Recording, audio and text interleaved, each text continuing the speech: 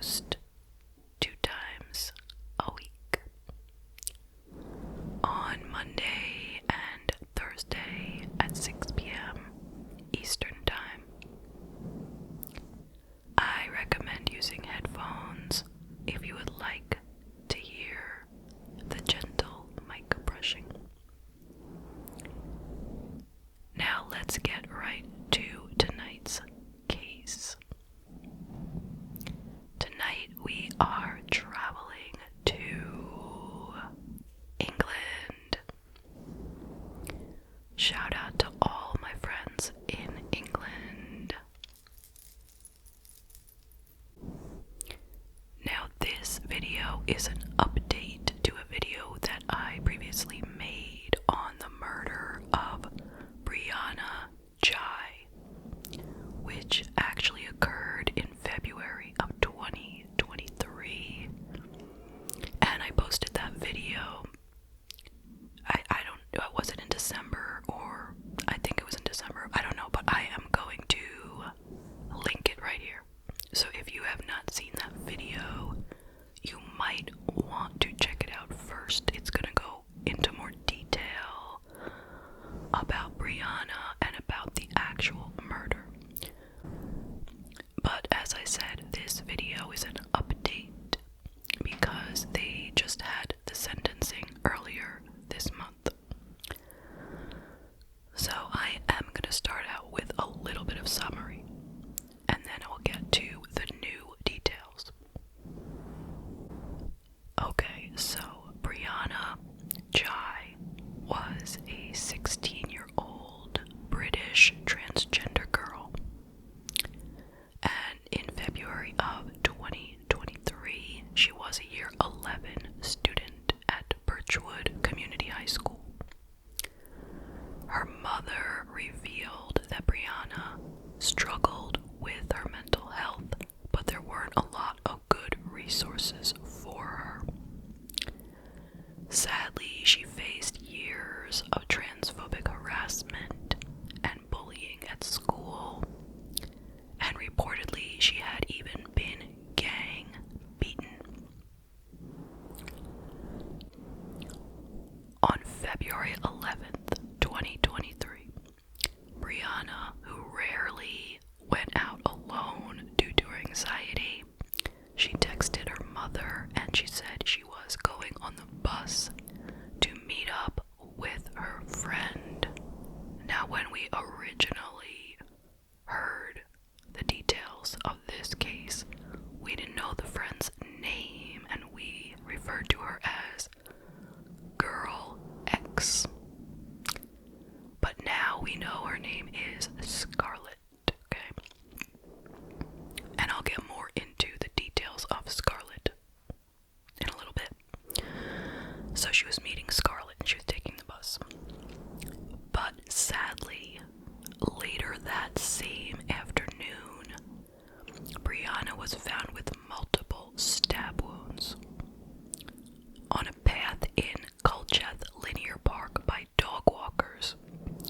They told the police that they had seen a male and a female on the path ahead of them, and they said they, quote, saw the male bending over as if to tend to a dog, before both he and the female left the path and made their way into an adjacent field, breaking into a run as they did so, end quote.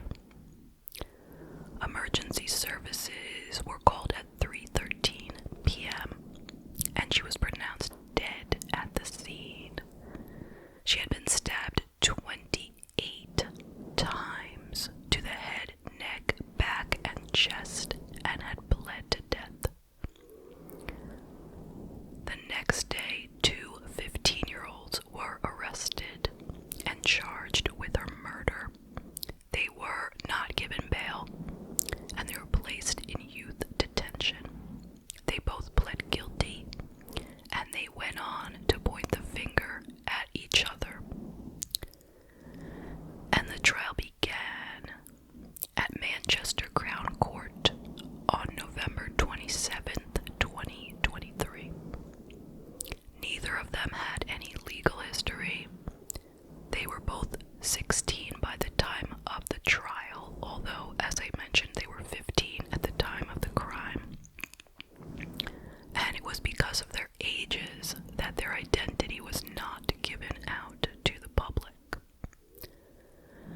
so they were referred to as Girl X and Boy Y.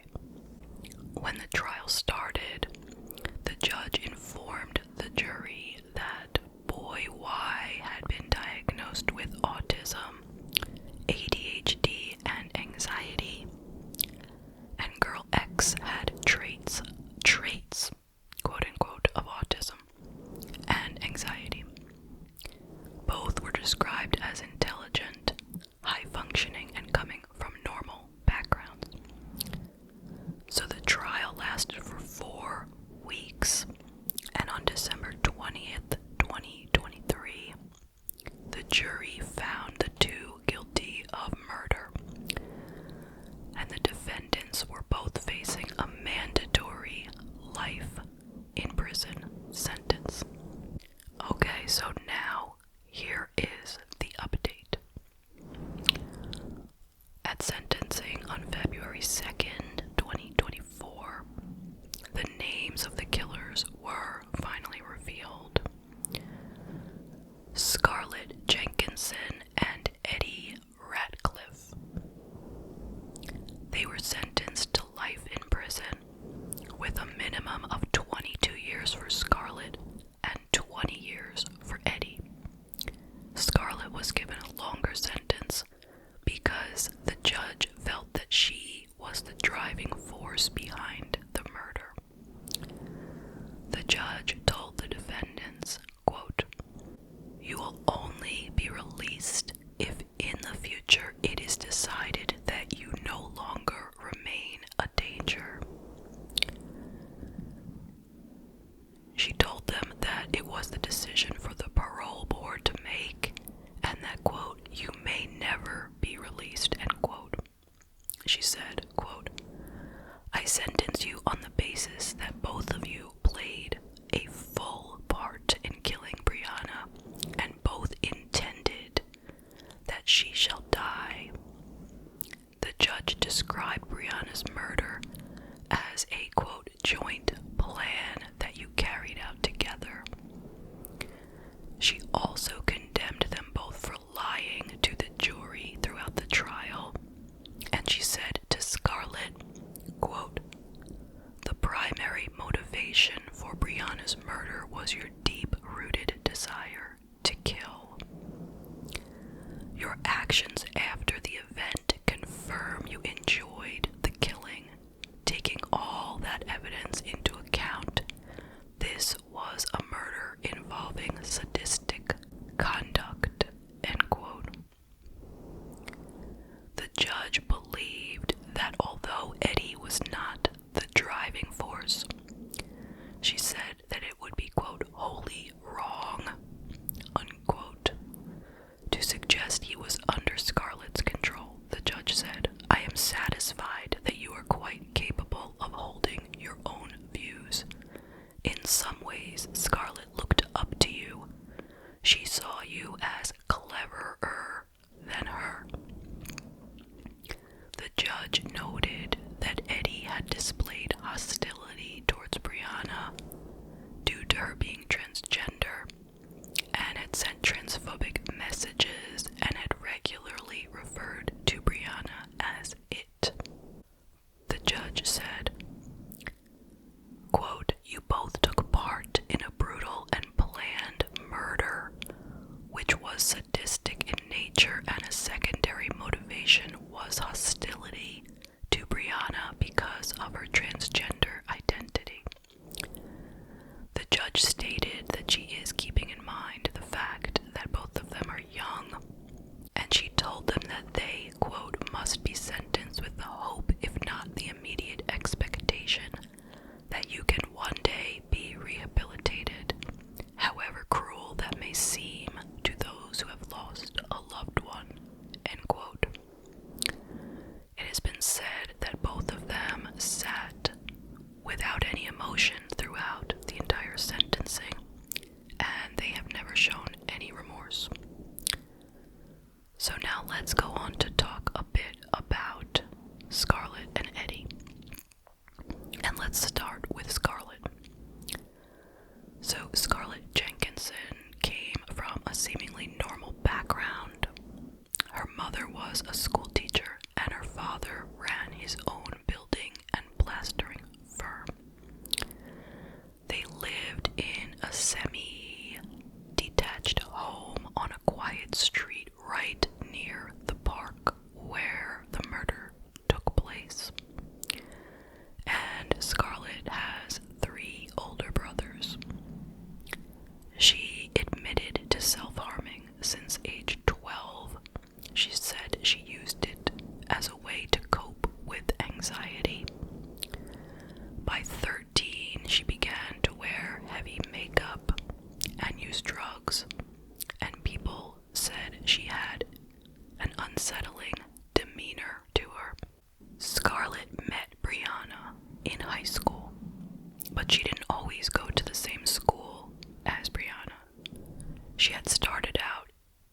school with Eddie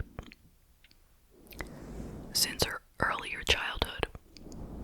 But in the fall of 2022, Scarlett had given a cannabis-laced gummy candy to a 13-year-old, and that girl had a reaction to it, like a bad reaction, and the school found out that Scarlett was the one who gave it to her, so she was expelled, and she was transferred to a different high school, which is where she met Brianna. And that was in November of 2022, so only a few months before the murder. Scarlett admitted that when she was 14, she downloaded a web browser which enabled her to use the dark web, and she shared on social media the fact that she was watching tons of horror films non-stop during the pandemic, and she had ran out of things to watch. So it seems that that might have been the time when she turned to the dark web for entertainment, and she began watching real murders and real torturing on the internet, on the dark web. Scarlett developed an obsession with serial killers, such as Harold Shipman, aka Dr. Death, Richard Ramirez, aka the Night Stalker, John Wayne Gacy, the Killer Clown, and Jeffrey Dahmer. Now, she had lied through the entire trial, saying she didn't commit the murder, but before the sentencing, she finally confessed to the crime. But it was too late to spare Brianna's family from going through that horrible 4-week trial. Scarlett had met with child psychologist Dr. Richard Church several times, and he shared some details about their sessions. When she finally confessed to him that she had committed the murder, she was, quote, very calm, and she may have been copying language used by Jeffrey Dahmer, but the psychiatrist also said that it was hard to know if she was copying him or if she was just feeling the same way that he was and expressing her emotions in the same way, just, coincidentally. She confessed to the psychiatrist that she had dealt the final blows. She said that Eddie had stabbed Brianna 3 or 4 times, but that he didn't really want to kill Brianna. She said that she had taken the knife from him and stabbed Brianna to death. But later on she changed the story again and claimed that Eddie had been responsible for most of the injuries. Scarlett told the psychiatrist that she killed Brianna because she was worried that she was losing her as a friend, and she wanted to kill her so she could always keep a piece of her with her.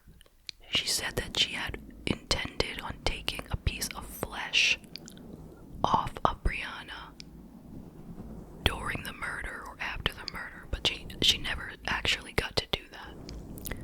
Regarding Scarlett's feelings during the stabbing, the lawyer for Eddie, whose name was Mr. Littler, stated at the sentencing that Scarlett had told the psychiatrist that, quote, it made her feel excited, and that excitement made her stab more times. She liked having complete power over someone and enjoyed the power she had over someone weaker, like Brianna. She was thrilled by thoughts of violence. She was sometimes sexually aroused by it. She had increasing interest in violence, torture, murder, weapons, serial killers, fueled and reinforced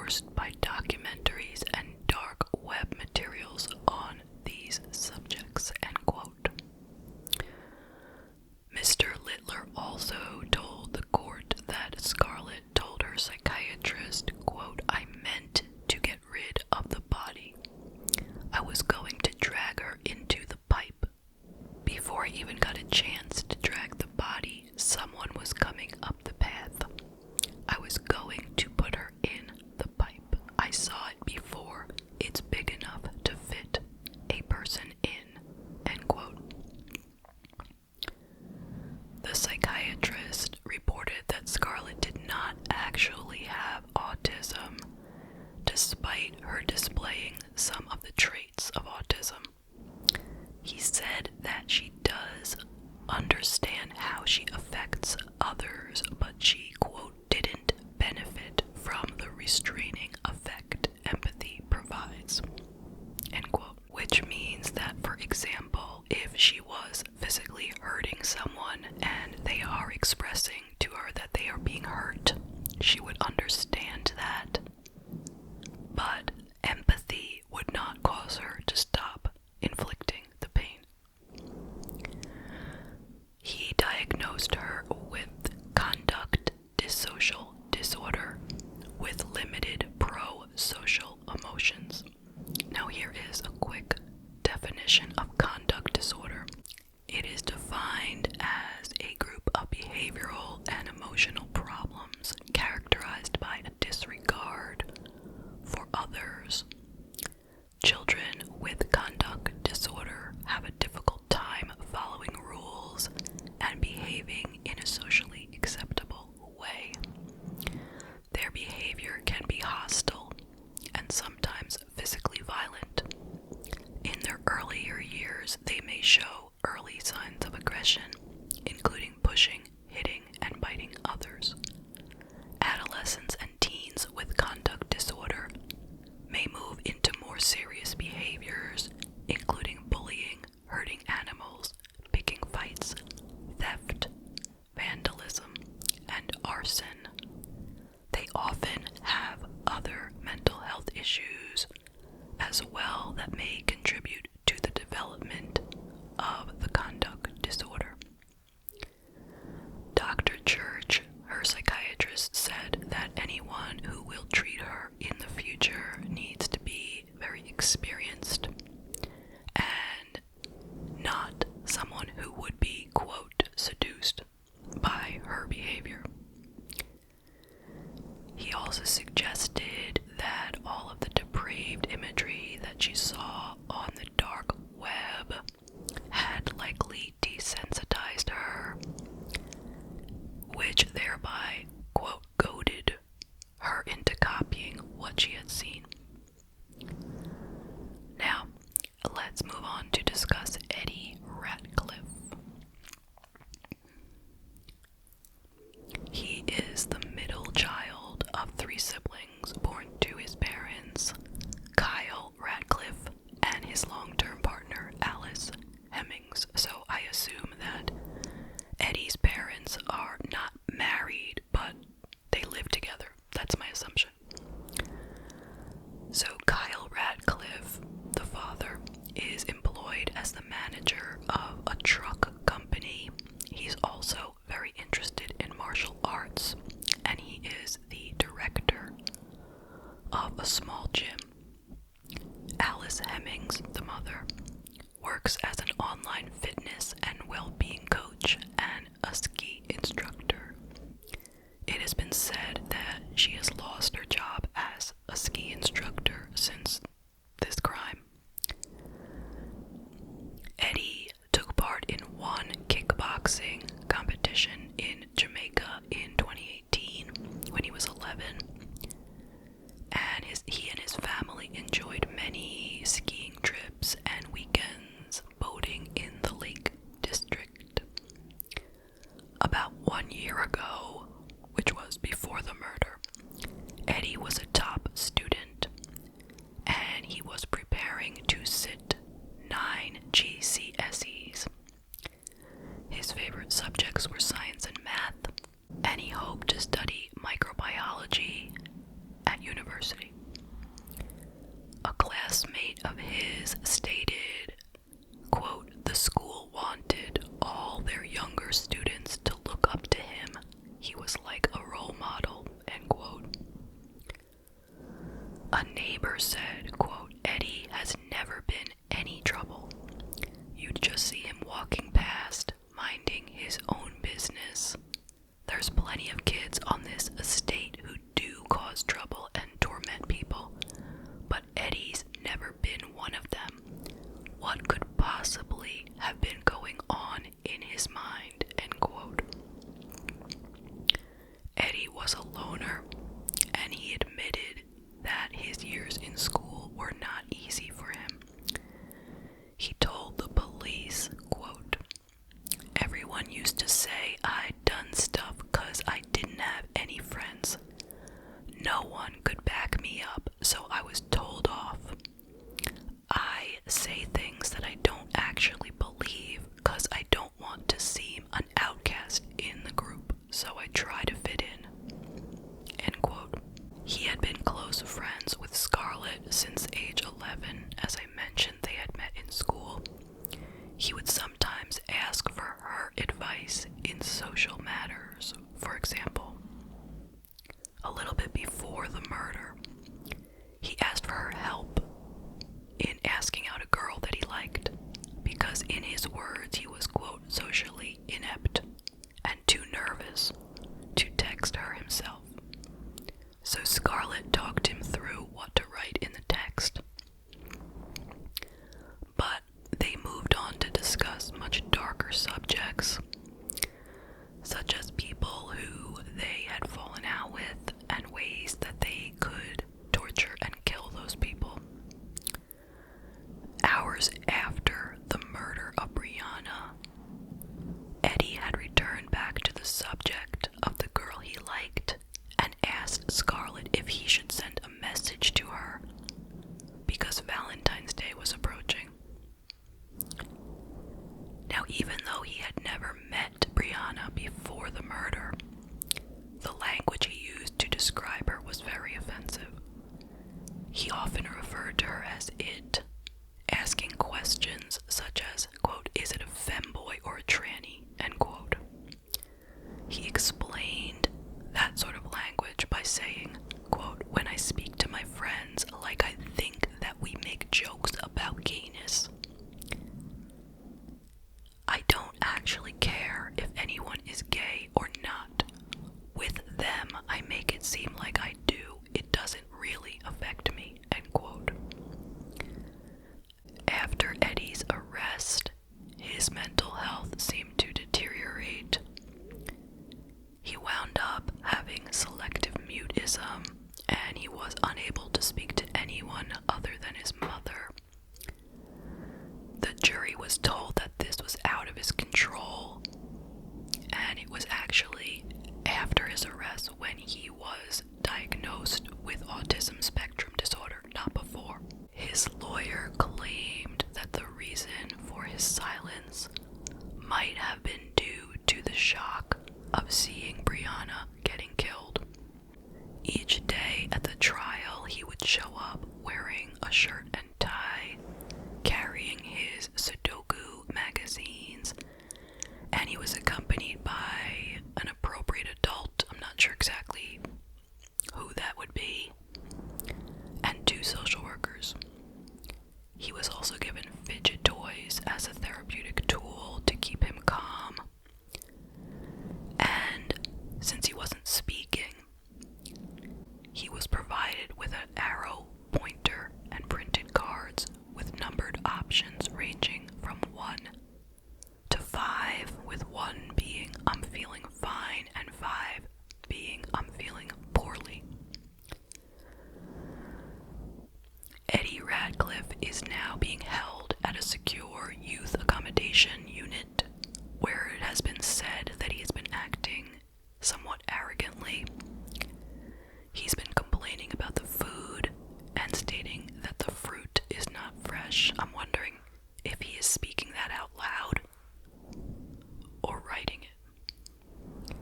It was reported that in December, after a full day of trial, with all kinds of harrowing evidence being presented, he rushed back to his room on the unit to change into his Christmas sweater because he was eager to attend